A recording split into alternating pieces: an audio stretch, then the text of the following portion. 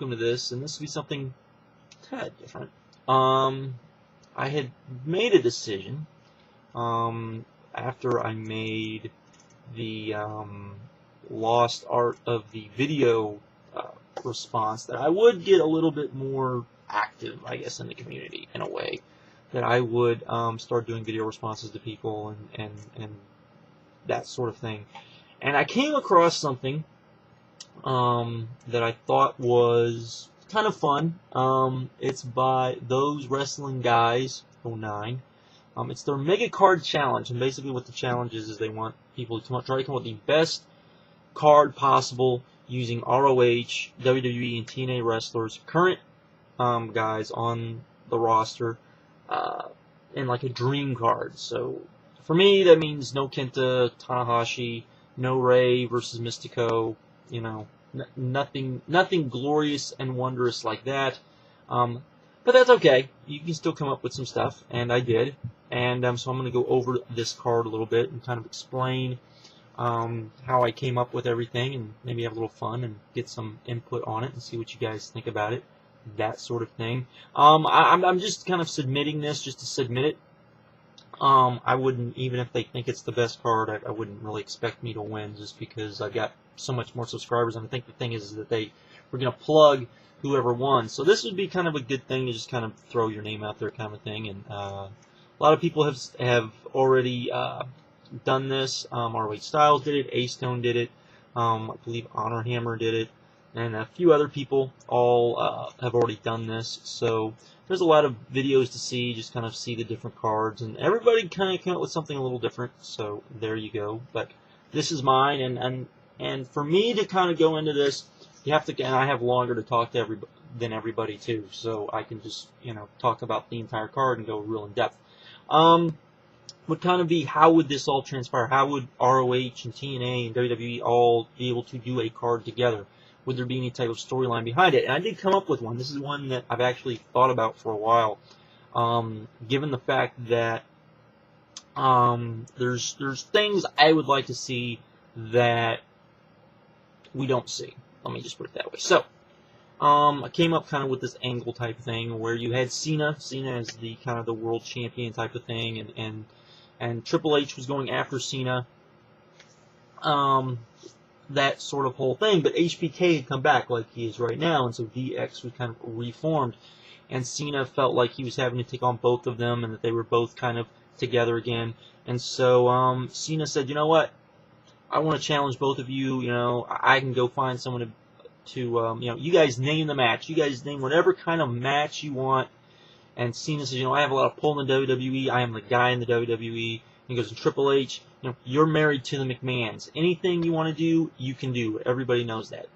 That sort of thing. Triple H and the HBK kind of, you know, look at each other, and they go, really? Well, how about this?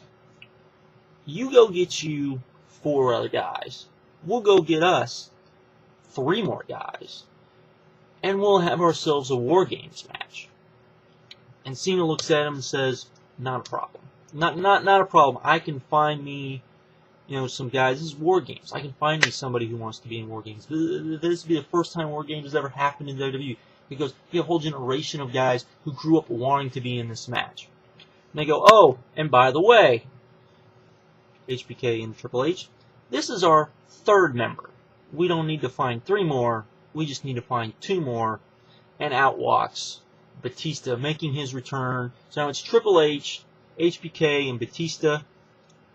Batista is joined when he comes out with Ric Flair. And Ric Flair, they announced through the promo, he's going to be their coach. That this was all an elaborate plan. That this was all, you know, that they were trying to get under Cena's skin so that he would make this challenge, and all of this would take place, and they could bring back Wargames.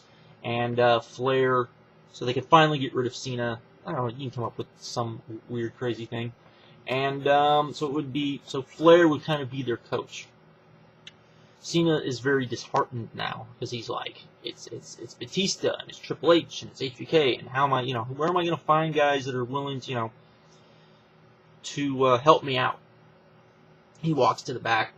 Cut to him later. He's walking in the back, and he's on the phone.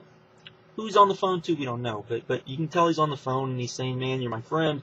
He goes, "Yeah, Because I wish you were here. You helped me out a lot. What do I do? Because really, you think I should ask him? You think he'll help me out? Maybe I'll do that. So the next SmackDown, whatever, Cena goes up and he asks Punk. He says, look, we might not see eye to eye on some things. I may not like the way you act towards some things, but we have a mutual friend. He told me I could trust you. He told me that if I got into Wargames, because and through all this, Arn Anderson is kind of whispering in Cena's ear and kind of helping Cena in a way of telling him, you know, if you're going to do this, you're going to war, and you got to have people you can trust. And he goes, and Triple H isn't stupid. He's going to surround people that he feels he can trust, people that want the same thing he does. And so he asked Punk, and Punk goes, look, you're right, we do have a mutual friend. We might not see eye to eye. But he called me and he asked me, and I'll agree. And I agreed, and I said I would help him because he can't be here to help you. And so we go to that. We go from there. A couple weeks pass. Cena and Punk keep coming to the bad end of stuff.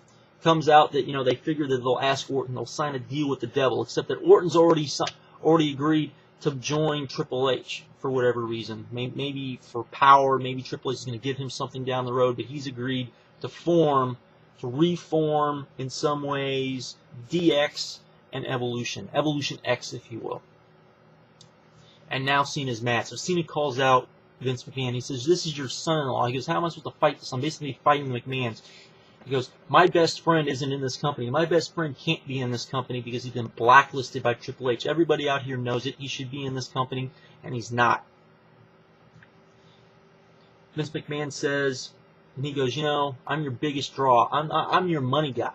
He goes, you owe me. You owe me this.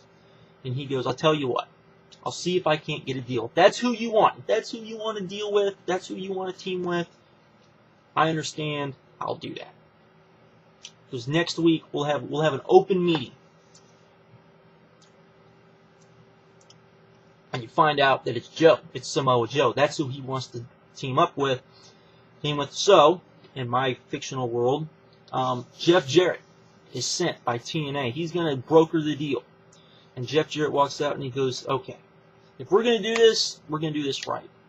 Because you want Joe, I'll give you Joe. I'll let Joe be on this team. I'll let Joe be on your pay-per-view under one condition. He goes, I am on Cena's team as well. I want my shot at Triple H. I want my shot at HBK. I want to show that I'm as good as I always said I was. I'm as good as I always thought I was before, you know, I got blacklisted by you, before I got on the bad side of you. This, that, and the other. So now you have Cena, Joe, Punk, and Jeff Jarrett. They kind of, you know, the feud keeps going. They kind of, you know, Cena is with Triple H. Maybe Joe's with Batista, you know, the two monsters. You've got Jeff Jarrett now with you got Jeff Jarrett. Triple H goes, oh, I'm going to one-up you one better. You fell right into my trap. This is what I wanted you to do. You see, I'm the cerebral assassin. And he brings out the final piece to his puzzle, and it's Kevin Nash. We don't just have DX and Evolution and together. We have DX, Evolution, and the Click together.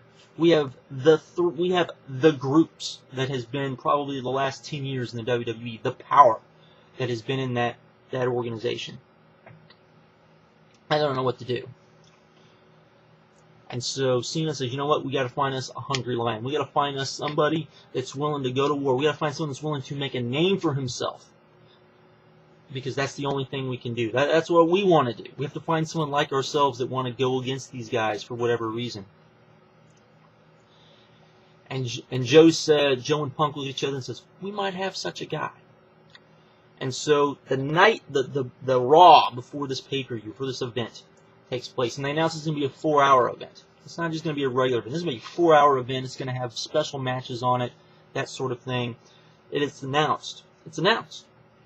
They announced their last guy, and it's American Dragon. No one knows who Bryan Danielson is. This is on Raw. No one knows who he is. So they explain to Triple. This is how they do it. They go, you know, You got everybody, and you got someone to match up against everybody on your team, except HBK. And HBK says, I'm the best wrestler in the world. You got nobody that can top me. And they look at each other, you were the best wrestler in the world. He says, you know who the best wrestler is in the world. These fans might know it, but you know who he is. And he walks out, Bryan Danielson, they introduce Bryan Danielson. There's a big brawl, and that is your main event. It's Wargames. Triple H, HBK, Batista, Nash, and Orton versus Cena, Joe, Punk, American Dragon, and Jeff Jarrett. Is it as great as the Wargames as you could have had? No. But since I gotta have the 3 world titles defended, I couldn't put everybody I wanted to in this match. But to me, this works as far as at least a storyline and sets up the fact that now we're gonna have ROH, because that's part of the deal. That's part of American Dragon's deal, is that ROH has to be represented on this show. The ROH has to have its guys on there as well, and that he's going to try to help build up ROH. He's going to try to give ROH the chance that he feels it needs. So we go from there. Okay, so what else is on this card? Let me go down this card. Let's just go from the main event backwards. We're just going to go, well, we'll go from the first card forwards, and I'll explain everything. Okay. TNA is represented with its matches. We're going to have Wargames. We're going to have another gimmick match. We're going to have Ultimate X. We're going to have the TNA match in a lot of people's minds. Ultimate X. Guys I want to see in this, Christopher Daniels. That's a no-brainer. Carlito, kind of, again, a no-brainer. Shelton Benjamin, again, no-brainer. Evan Bourn, again, no-brainer. Amazing Red, maybe you could pick someone else besides Amazing Red, but to me, he's a good choice. Why? Because he's a guy that actually knows how to work the Ultimate X match, and he actually knows how to, he's not necessarily spot happy. You'll actually see probably, some thought behind the madness. And Suicide, Kaz. There's your Ultimate X match. You give it 20 minutes. You let him go out there. That includes kind of introduction. So it'll probably actually be a 15-minute match. Let them go out there, let them get the card going. Who wins? Take your pick. It really doesn't matter. I mean, that's the big thing when you do these. But probably you figure the WWE guy is probably going to go over. But this is TNA's match. So, you know what? I'll say Christopher Daniels goes over. Daniels, there you go. Okay. Now for a first world title match. And it's the second match on the card, which sounds kind of crappy. But you got to remember, no one is going to know who Austin Aries, who's the champion, taking on Tyler Black, is going to be. And oh, by the way, this event takes place in Madison Square Garden. I forgot to mention that. Yes, in Madison Square Garden. That's where this has to take place. 4-hour pay-per-view. Fantasy booking, I get to do this. Okay. You give it, this match probably is going to be seen as the letdown. The fans are probably going to be into it right away, but you give these guys 25 minutes. You let the fans kind of try to get into it. You let these guys try to get the fans into it. If they fail, they fail. Oh well. And you let ROH go out there and do a good representation of itself. Now we come to the match that when I was putting all this together, I showed this to Calvin A. Hobbs.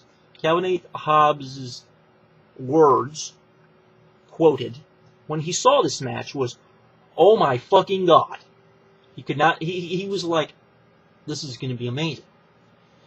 The Hardys versus Edge and Christian versus the Briscoes versus the Motor City Machine Guns, TLC in a, whoever gets a case or whatever, #1 contender for whoever, whatever championship you want to go for, tag team championship type of thing. Yeah, we're going there. We're going complete craziness, looniness. Can you imagine, the Briscoes and the Edge and Christian and the Hardys? I mean, we've seen Ladder War. We've seen, the TLC matches. We know Motor Machine Guns can probably hang with these guys. This would be insane. And you give it like 30 minutes? Yeah, I'm all about that. Next we have just me, just because I would love to see just kind of an old school ECW representation type match. So, Extreme Rules match. Tommy Dreamer, Mick Foley, and Abyss taking on Necro Butcher and Team 3D. Yeah, it would be plunder. Yeah, it probably would not be a match of sort, just a bunch of spots and guys hitting each other over the head and blood and all of that. But you know what? I'd like it. I think a lot of people would like it. So there we go. Next we have our Dream High Flyers match, if you will, of Rey Mysterio Jr. taking on AJ Styles. Enough said, really. Give them 20 minutes, let them go out there, let them wow the crowd. Oh my God. Next, we have title for title match. For the tag team titles, not going to include the WWE titles in this because truly no one gives a damn about them anyways. The American Wolves taking on Beer Money. Yeah, you know, probably another one of those matches because most of the fans aren't going to know who these guys are. You know, drop it down a little bit. Probably start off kind of, you know, soft for the match so they can get people into the match, and then they'll probably get into it. Give them about 15 minutes. Just let them go out there, do their thing. I would enjoy it. I think a lot of people would enjoy it. Next, we have the lone women's match on his. Pretty much the only women's match I could think even deserves to be on a card like this. Awesome Kong versus Beth Phoenix. Enough really said. You let them just go out there, put on a match, give them 15 minutes, let them show what they can do, let them do the women proud. There we go. Next match, kind of a match we've seen before, but a very good match and a match because I was just, I wanted to do 10, I wanted to do as many matches as I possibly could for this card, so I just kind of threw it out there. Kurt Angle versus Chris Jericho. Let them go out there, give them 20 minutes, let them put on the best match they can and be happy with it. Next we have title for title and career versus career match. Undertaker versus Sting. That's pretty much enough said. I mean, if you're gonna do a dream thing with TNA and WWE, everyone wants to see Undertaker versus Sting. You do it career and title versus each other. I probably have Undertaker go over. I know everyone has said who I would have go over on a lot of these things. It really doesn't matter. I just think the matches would be awesome, and for the most part, who goes over is just kind of irrelevant, to be honest. Then we have Wargames. Triple H, HBK, Batista, Nash, Orton, Cena, Joe, Punk, American Dragon, Jeff Jarrett. Giving this thing an hour, letting it go, letting these guys go out there and do Wargames right. Like I said, probably not the most as star-studded as some people would like to see this match, but again, I think that for the overall card, this is an awesome card. And I think, you know, I was looking at this more along the lines of, you know, Undertaker vs. Sting, be pretty damn good. There's enough stuff on this that would be just awesome, and you've given it time. There's only 10 matches. You know, who goes over on that? Cena has to go over. Cena has to beat Triple H. Or Joe. I would love to see Joe, you know, muscle bust or Triple H just as, you know, I don't like Triple H. So, there we go. So there's my card. There's my card. There's what I would do if I was allowed to do this dream type of card. I know we could do whatever we wanted, and so there we go. Like I said, check out the video. I think a lot of you would enjoy it, and I think all of that sort of thing. So, you know, maybe some other people put up some more vids too. So with that, I'm out. Have a good one. Later.